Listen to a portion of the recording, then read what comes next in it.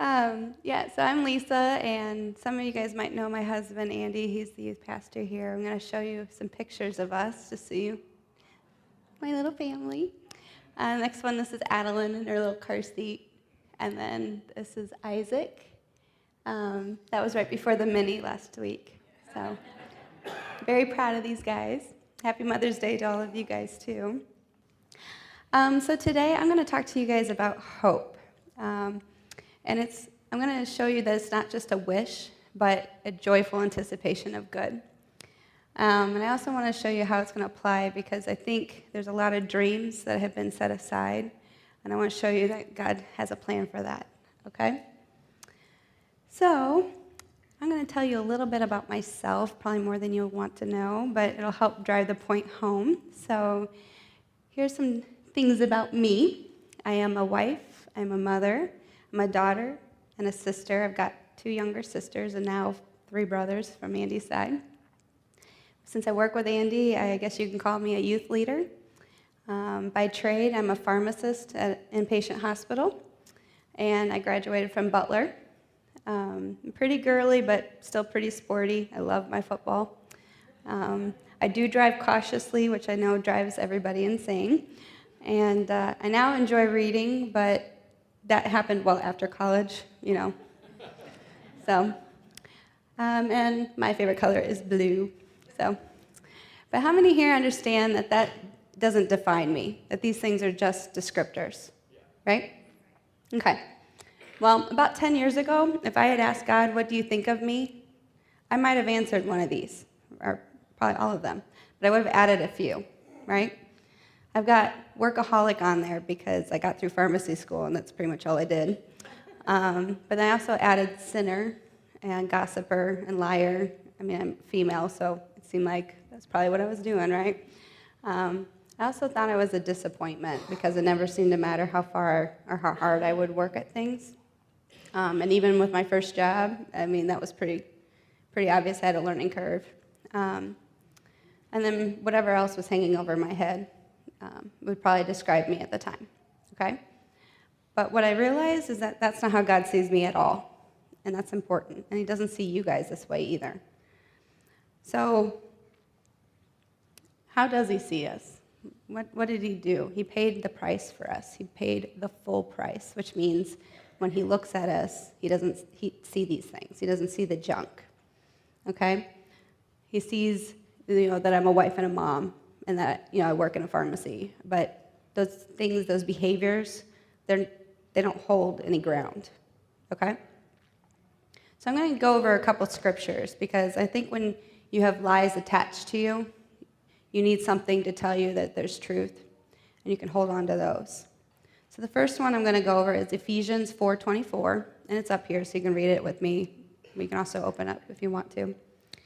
And to put on the new self, created after the likeness of God in the true righteousness and holiness. So that tells me when I took on Jesus as my Savior, I changed who I was, right? Well, he changed me. I became his righteousness and holiness. So 1 John 3:1, see what kind of love the Father has given us, that we should be called children of God, and so we are. That would tell me that I'm his heir. I'm his daughter, okay? I'm royal. It gets better. 1 Peter 2:9-10. But you have a chosen race, a royal priesthood, a holy nation, a people for his own possession, that you may proclaim his excellencies of him, who you are called out. Wow. I'm a royal priest. I'm part of an awesome nation. This is awesome. I am now showing off his excellencies. Pretty cool. That means I'm not unworthy anymore. Yeah. So that meant I could no longer have that orphan spirit of feeling I was by myself, that I now could take on a sonship mentality. That's really important. So those lies that I was kind of telling you about, I had a lot of them that I was believing, even starting to realize some of these things. And so I'm going to share with you some of those lies that I was allowing myself to believe.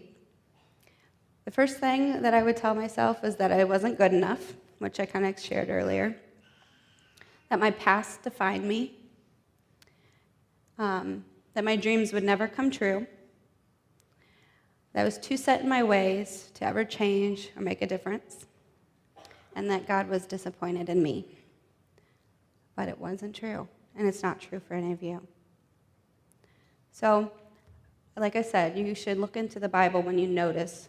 Maybe you can think of one that's circling in your head right now even, because I feel like they come at us all the time. It's a good idea to go back to the Bible, because that's the truth, right? So there's like things in the back where you can usually look up keywords. The internet's fabulous. Wikipedia and Blue Letter Bible, you can pretty much find anything. I would really encourage you to hold on to those and speak those scriptures over your life, okay? So I started doing that. What I realized is that was here, but it wasn't here, okay? So my dad, when I was little, used to tell me that if I had a bad attitude, I needed to change it. And one way to do it was to smile, even when you didn't feel like it. And you look like a goofball, but you keep doing it until 60 seconds later, you're like, okay, I'm fine. So I found someone else did something similar when it comes to lies, and they would laugh at them, okay? It allowed for action, like a break in something, okay? It cleared my mind. So when I heard one of these lies, I would say it out loud, and I would laugh, literally chuckle at myself, and it had the same response, and it allowed this to start believing, okay? You can try that at home or whatever if you'd like to, or maybe you find something that'll work for you, but it's important to know that you don't want these lies to attach itself to you, okay? Because when you focus on lies, you can't see the truth of who you are. You start to feel like you're unworthy, and you'll give up your hope, okay? And I'm going to tell you that hope is a joyful anticipation of good. But how are you supposed to do that if you don't know who you are, that Jesus died for you, that he paid the full price to allow you to hope, right? So now that you realize that you're an heir in the kingdom, and if what I'm saying is true, that Jesus died for us and he paid the full price, which he did, how does that change your approach with him, your relationship? For me, it was huge. Because when you look at your spouse or maybe your best friend, when you go to talk to them, how many of us go, well, honey, I just really wanted to go and get that ice cream, is that okay? Really intimidated and unworthy. I would say no. If you are experiencing that, that's not fun, and it's not the relationship he called you into. He called you into one of, like your spouse, and your best friend, someone you can just really relate to and love on. So to kind of show you how to do that, because it's how I am with him, I'm going to tell you, I have a little story. About a year and a half ago, we needed to buy a new vehicle, and I don't like car shopping, and I certainly don't like car payments, and I didn't have one, so I put it off as much as I could, but my car kept dying in the middle of downtown. That's not so smart. So finally I started looking. We were looking online and stuff, and we found one on CarMax. It was a little blue Camry, and it was over in Illinois. I got this transfer thing, for free. So I was like, cool, I'll just call him. It's Tuesday afternoon. Call the guy up and say, hey, I'd like to transfer this car. He's like, cool, I got it going. It'll take over a week, though. And I was like, not going to work.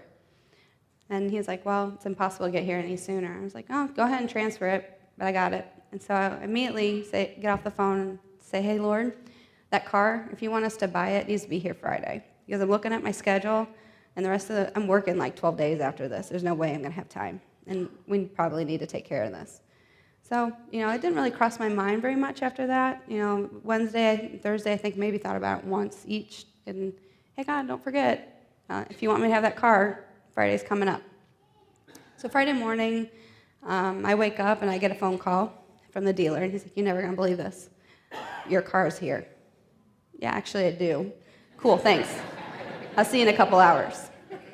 So Andy and I show up on the parking lot, and we look at the car. I'm not totally sold on it, but I'm like, God, if this is the one you want us, just make it obvious. Once you know, my car died for the last time on their lot. Guess what we bought?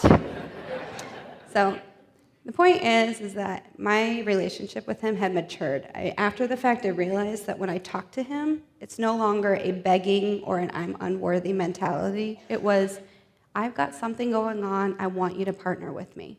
I want you to be there with me on this. And it applies everywhere. I tell him about my coffee being too cold, and then he reminds me I ordered it with an iced coffee. I talk to him about our finances, partner up with us on those, and give us the wisdom. Or just everyday stuff. Or I've been watching The Voice lately. That's a pretty fun show, and I'll talk about the contestants with him about what I think. Doesn't matter. It's not like I'm going to keep them, but the point is, your relationship changed when you understand who I was, and I understood how I could talk with him, and that he cared, okay? So this brings up Hebrews 5:12, okay? For though by this time you ought to be teachers, you need someone to teach you again the basic principles of God. You need milk, not solid food. For everyone who lives on milk is unskilled in the word of righteousness, since he is a child. But solid food is for the mature, for those who have the power and discernment trained by constant practice to distinguish good from evil. I'm not saying this to get on anybody. I'm just saying this is a change. The change when you become a baby believer, new to God, and you need the milk and honey, and then you change and you start eating solid food, right? So my relationship had obviously changed and matured some. So, are there prayers that we ask for that he answers differently? Yeah. Sometimes unexpectedly we want one thing, he does another. I wanted braces when I was in 6th grade. That was a bad prayer, You don't really want those. But it was important for me to know that he always answers. He's always there for you. So why is it important to know who you are, and why is it important to hope? Well, he wants you to know who you are because he died for you. And he wants you to hope because he's given you things, like dreams, okay? And I believe that there's dreams inside your heart, that, and I, myself included, gave up on, that we've let the cobwebs kind of develop and kind of said, well, that didn't happen, I guess it never will. No. See, what's cool is God's been talking to me this whole year, reminding me, hey, remember those promises I gave you when you were a kid? Remember those dreams you had when you were growing up? Remember those prophecies that were spoken over you? I didn't forget. You might have. I didn't. I'm bringing them up, okay? And he's doing it for all of you. So, because any area of hope, or area that in your life that you've lost hope in, that you've given up on, means it's under an influence of a lie, because he didn't give you that for no reason. He didn't give it for you to just go and sit on. He gave it to you to act on, right? And you might be saying how. Well, he's going to show you how. Because hope is joyful anticipation of good. It's not a wish. So you can count on him to bring it forth. It's laced with expectation. When you know who you are, the royal heir, the daughter of the son, when you know that your relationship with him is solid and can be, that spouse or, best friend type of relationship, and that he gave you things that he fully intends to follow up on, that changes a whole lot. Because now you have hope, joyful anticipation of good, right? Those dreams that I told you about, that I was asking God with, to help remind me and different things, well, this is one of my dreams. When I was a kid, I used to dream about teaching in sermons like Beth Moore or in Joel Osteen's Big Arena. No idea how, because I used to be really shy. And in fact, about a year or so ago, I was, Lord, I don't know about that anymore. Sounded really good. Not sure if that was really what you meant. And then in January, he reminded me, no, this was one of your dreams. What I realized is that I was working with Andy and with the kids. I was starting to get practice. And then I started leading women's group with my friend Jacqueline. And then about a week and a half ago on Tuesday, I was talking to him again about it in the morning on my way to work, and Hey, God, what are we doing with that one anyway? A couple hours later, Tony calls. So yes, I was ready. This is the year for change, is what he's telling me. This is the year for celebration, and this is the year of resurrection of dreams, okay? He's going to resurrect families. That mother-daughter relationship, those sons and fathers, that's huge. Marriages, finances, health, hope, right? So did you know that his resurrection, when Jesus died, is your resurrection because he's in you? He restores lost things. He awakens those dreams. He makes hope come alive. He restores life in every situation. I want you to look out for this change this year, this month, this week, even later today. Start noticing something changing in you. Because if this is a year of celebration, then this is the year of change, and you're going to start seeing it. And so you need to be on the lookout for it. Dust off those cobwebs, remember what your dreams are, and start telling him about it. Because he remembers, but it's your turn. Okay? You should start speaking them out as well. You see, he's given these promises over our lives, and he intends to make them happen.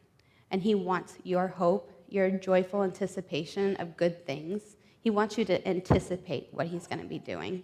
He's going to be working with you. So, now that you understand who you are and how his heart is towards you, that he loves you, that he's given you these dreams that you've been waiting on, that you thought maybe weren't going to happen after all, and now you know that your hope can be restored and should be, that it's not a wish, but that he's backing it up. I think it's important for you to shine. To let that come out of you. And so we are going to do kind of a quick little prayer because I think, at least for me, when I can hear something all day long, but when I take an action and step into it or say something, it helps drive it, okay? So I'm going to pray this over you guys, but I'm going to let you pray it with me. So I'm going to say something and you can repeat me. Is that okay? Okay. So, Lord, we know you are resurrecting our dreams. Everything you've placed in our hearts, you are restoring hope to. You're reminding us of who we are as your bride, that we are the ones you died for. We are joyfully anticipating restoration in our families and relationships. We are joyfully anticipating your wisdom to bring us out of debt, to bring health to our bodies, to restore hope in our dreams, and we are ready for them to come to pass. Amen.